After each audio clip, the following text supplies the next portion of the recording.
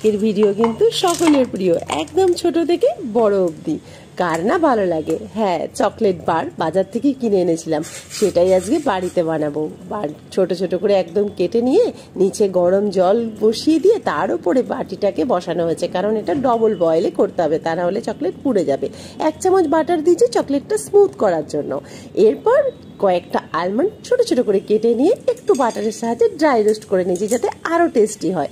ব্যাস, একটা চকলেটের ছাঁচ ছিল, সেই ছাঁচের মধ্যে দুটো তিনটে করে আমি আলমন্ড দিয়ে দিলাম। তারপর যে গলিয়ে রাখা চকলেটটা ওপর থেকে দিয়ে দিলাম।